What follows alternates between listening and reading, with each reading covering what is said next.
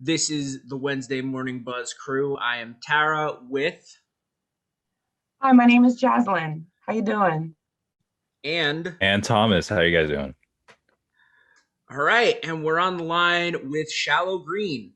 Hello. Oh, Hey, what's going Hey on? guys, Oh, glad to be here. Good to have you guys here. Such that it is over Zoom. We do our best. But before we jump in, do you guys want to introduce yourselves, like full behind the music style, who you are, what you play? Sure. So I'm John, but you guys could call me Jack. I am the drummer of the band. Go for Jack. sure. My name's Jack as well. Gets a little confusing sometimes, but I'm the guitarist and the lead singer. And my name's Owen. I'm the saxophone player of the band. Very ooh. cool. Do people ever call you Jack Squared? I think once or I twice. feel like we have, yeah. It doesn't sound that Yeah, I think we foreign. have actually. Yeah. Little math. I like it. Fair enough. Education. So, WMSC brings it all. we do. We try. We try. We try. We try. How would you guys describe your sound? Like for people that have never heard Shallow Green, never heard your sound before, and they want to jump in. How would you describe it? So we aim for a more progressive rock kind of feel, but the inspiration that we take from is mostly from like mid to late 70s stuff. So we take a lot of inspiration from bands like Rush and King Crimson. So if I ever had to throw out what we kind of sound like, I would say something similar to those two bands. But yeah, we're all musicians from different backgrounds. I mean, Owen and John have been doing like pit orchestra stuff. They've done musical theater stuff. I've done musical theater stuff, choir singing, jazz, blues rock, funk. Like we all are, it's just a celebration of music. I think that's what we are. We're like a wall of energy, you know? That's awesome. That's awesome to have different background music styles. Oh, Yeah, it's really cool. Like we listened to your song before we jumped on the interview. We listened to Scarlet Hands a little bit, which is cool. I get like a '70s kind of funk vibe from that almost. You Yeah, know? yeah. Our bass player, I mean, he's into those like Motown kind of lines, like that funk kind of stuff, Earth, Wind, Fire, and all that. Mhm. Yeah, definitely. Yeah, we like to groove a little bit, you know? yes, sir. Do you think that helps your overall sound, knowing that you pull from different genres and different decades? Like, do you think that's what makes you guys different? Oh yeah, definitely. Yeah. Yeah. With when you have a little bit of everything, just the music changes in ways you don't really expect it to, and it's interesting. It keeps you on your toes. It's fun. Totally. And to that end, Scarlet Hands has a lot of really cool horn stuff in it, which I dig. Um, what how did you guys like? I feel like the rock scene today is very much about like the 3-4 piece, clean guitars, two guitars at best. How did you guys decide to like branch out into that type of stuff and add more instruments and sounds? What was the process for that? So it's funny, right? Because we actually started off as a five piece. We had a separate lead singer and we had a keyboard player, but the keyboard player couldn't keep on doing it, and the singer, he we sadly had to kick him out of the band because he wasn't up to what we wanted to He be. just didn't show up. And It kind of sucked, you know? that too, he was not consistent, but Could yeah. have been on the radio with you guys right now. Dang, you missed out a huge opportunity. Sorry, sir. Yeah, but it was cool because me, Jack, and Steve, we would get together still, and we would just jam out to blues tunes and write some stuff for fun. And then Owen was a friend of mine from high school, so I was like, let's call him up. He's a great musician. He'd love to jam with us. And then we just kind of clicked, and we went from there. That's awesome. Just another question for you guys. Is there any story or significance behind your name, Shallow Green? Is there a meaning there? Jack, you want to get this Yeah. one? It's kind of a secret. We kind of keep it on the hush. We can't exactly disclose that information, but Give us a little exclusive, a little tea. a little, okay. I love secret names. Go A little ahead. bit. Well, just for you guys. Well, we were bouncing around some ideas for names, and we a little fun thing about us is that we like to come up with a bunch of like bogus stories for what the name actually means. And one time we're like, what are we going to tell people like if they ask what our band name means? And we're like, oh, like in-ground pools, how they get all like dirty and like green. Like that's what we say like our band is named after, like a shallow green pool, and it's just like all gross and disgusting. So we like to make people think about the name. But it's kind of like the Beatles. Like the Beatles doesn't really mean anything. It's just a name, you know? We don't really think about Shallow Green as like a significant thing, like as much as like being named Jack at like birth, you know? So it's just something we go by. It sounds cool, Fair enough. you know? So we've had a couple interviews over the pandemic talking about how the live music scene is totally like pieces right now because of the pandemic. So what has it been like for you guys? What's your experience been like trying to keep the band going and like keep creating? What have you guys been doing? So the beginning of quarantine was especially difficult because we had no idea what to do. Because I imagine nobody's went through this before. So the first few months were very difficult because we ourselves were quarantining from each other, trying to stay safe, not trying to get sick. And when we finally got together and started doing stuff, we were writing music slowly. We had to, we couldn't rehearse every week because we had to be extra careful. We had some COVID scares, so on and so forth.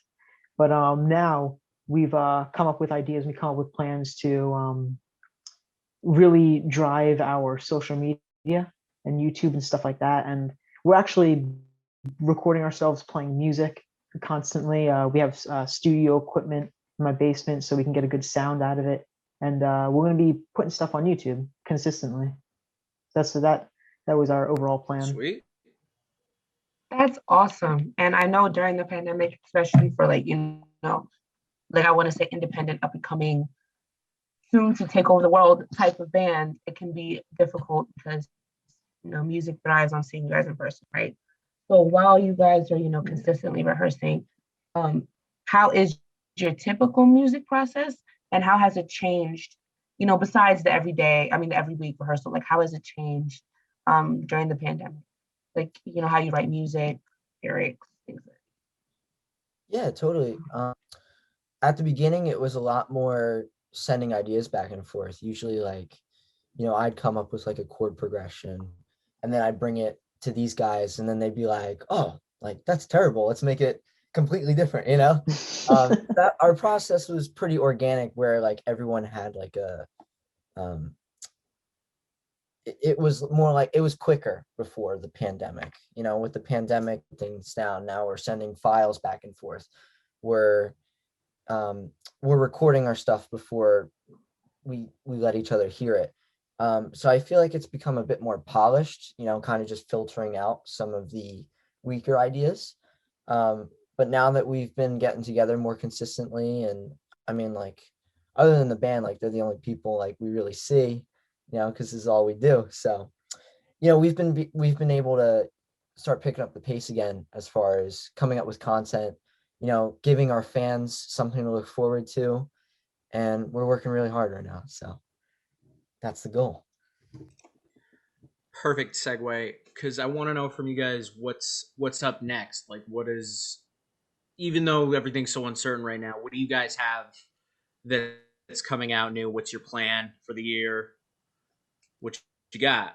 It's usually way easier because they're usually like, oh, what are the next couple tour dates or whatever. But like now, that could be in like a year.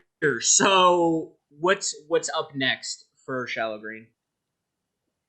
So we're putting up our first YouTube video of 4 videos on Friday, the 19th, of one of our original tunes, Please Take Your Seat. And no, we're really happy with how that came out. And it's good. We recorded 3 other songs, and we're going to put them out a few weeks apart. And that way we keep content consistent and have something for people to look forward to. Yeah, absolutely. And even with this whole like quarantine, you saw apps like Instagram and TikTok and YouTube. Like people are spending more times on their devices more than ever. So I think it kind of helps us to have a direct communication. You know, if this happened, if we were banned in the 1950s or something, then we wouldn't have that direct communication with people if something like this were to happen. You know, but we're very lucky and fortunate to be able to, you know, share funny videos and share moments of us rehearsing or silly pictures or just us playing music. You know, it's really satisfying as a band to make people smile like that and to see them enjoy and engage, you know, what we're giving them. So it's really been a blessing in disguise. I'd like to propose a hypothetical to each of you if you each want to take a turn answering. If you had to pick a dream collaborator, someone in the music industry to work with, anyone at all, who would each of you pick? That's a good one.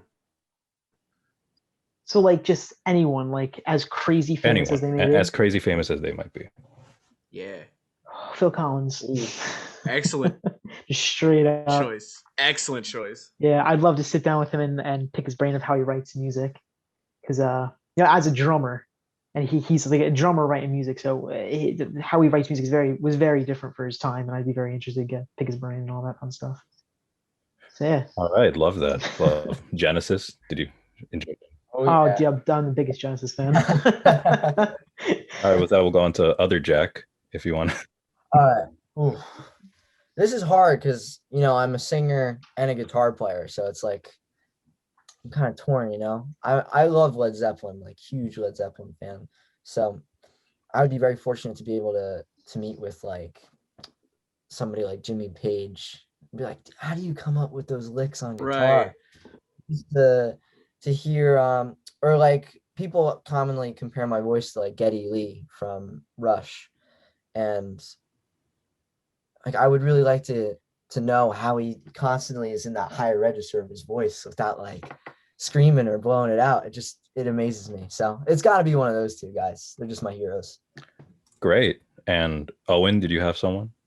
Yeah, this is probably wildly different for me because I play saxophone in a rock band. There's not many people who kind of fit that description. But I would probably go for someone like John Coltrane. Excellent I know choice. it's more in the jazz element, but you make it work. And I think some of the things that he writes are really melodic and can be applied to a lot of different genres. And I'd love to kind of see what he would recommend in terms of like what we're doing and what we could be continuing to do in the future. I want to see you like guys with like a Brian Eno type person. I think that could be cool. Like or like a Daniel Lanois, like one of those producers that's real good at like playing with a lot of different sounds and like different ideas and stuff that's not, in the box. I think you guys would kill it with somebody like that. Thank you. Yeah, we like to get a little weird with our music. It's definitely, you know, I mean, like Owen was saying, like there's not a lot of bands that have saxophone or jazz influences, especially in today's modern age. So yeah, I think like, you know, sometimes we'll just throw crazy noises in the background of our songs, or I'll like kick on all my pedals. I'm like, what crazy noise can I make, you know? But that's just us, you know? Yeah, even me myself, like when they first auditioned me for the band, they're like, "Yeah, we're starting a rock band." This was about 2 years ago, and I was like, "And you want me to play saxophone in your rock band?" And they're like, "Yeah." And so like even myself, I was like, I don't know if that's going to necessarily work, but we seem to be making it work, and the fact that we do, I think, definitely separates us from a lot of other groups, and it makes us unique, and I like that about us. Totally. And it never sounds out of place either. Like it never sounds like you're like, oh, we needed to fit this dude in. Like it's very cohesive sounding. It's really good. I almost think of Owen as like a second singer almost, you know? Because like I'll be singing and then he'll be playing something on sax. It's like another voice. It's like having another person sing. So yeah, we always try to just we just let him do his thing. He always comes up with something great, and um yeah, like you said, it never feels forced. It's always very organic, just meshes. That's beautiful. And I love sounds like that, because sounds that you really don't think would go together, like rock and hip hop, right? Like they're very similar, but a lot of people didn't realize that until Walk This Way. Like a lot of sounds can marinate and sound amazing. I'm glad you guys took the risk, because I love it. So I'm just now kind of getting into a lot of rock, funk. Like just now getting into those sounds. So you guys are the first on my list, so I can slowly ease my way in. So, speaking of, the type of music you guys make and you guys being very unique, like what are some of the, or what is like some feedback that you guys have gotten from people that you would have never expected that would listen to your music? Like what has your reception been like so far? I never really thought about that. I told you WMSC, we bring the thinkers. Oh yeah. I mean, yeah. kind of get up on stage and make noise and people clap, that's been the general reaction. Actually, once I mean, once people moshed at one of our concerts, I never expected that to happen before. So that's something. That was like one of our last shows before Yeah. COVID. Oh, that was too. our second to last show before COVID. Yeah. Yeah. So that caught me off guard. Yeah. Because we're not like a metal band, we're not like super heavy, but yeah. I feel like it's more like the emotional content of our music drives people to just feel, you know what I'm saying?